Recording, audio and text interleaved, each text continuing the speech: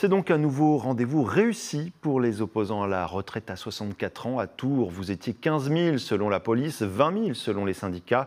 C'est 4 000 de plus que lors de la première mobilisation. Une démonstration de force à la hauteur du rejet que suscite la réforme du gouvernement chez une partie des Français. Dans le cortège tourangeau, Léa Turquier.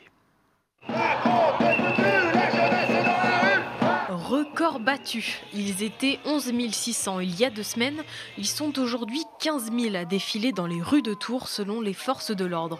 Du côté des syndicats, l'estimation est à 20 000 personnes. Un mouvement qui prend de l'ampleur avec toujours plus de manifestants contre la réforme des retraites. La dernière fois, je pensais que c'était peut-être pas nécessaire, mais là je pense que c'est vraiment nécessaire parce que le gouvernement se moque de nous. Prochaine fois, s'il ne comprend pas, on sera encore plus nombreux. Je suis moins concernée parce que je suis pratiquement à la retraite, mais je pense à mes enfants et petits-enfants.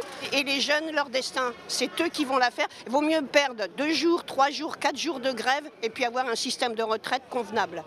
Les syndicats tous réunis pour cette deuxième journée de mobilisation. Parcours identique et là encore, le cortège s'étend sur 2 ponts à la fois. Ici, tous défilent toujours pour les mêmes raisons. On ne dit pas qu'il ne faut pas réformer, on dit que cette réforme n'est pas bonne.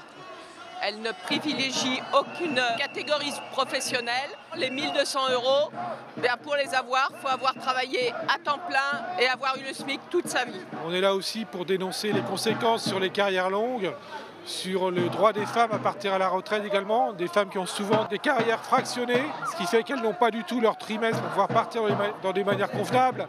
Tout ça fait qu'aujourd'hui, on ne peut pas accepter cette réforme. Augmenter le salaire, pas l'âge de la retraite. La retraite à 60 ans, c'est pour maintenant. Parmi la foule, toutes les générations se mobilisent pour faire entendre leur voix. Et les syndicats étudiants et lycéens font aussi partie des cortèges.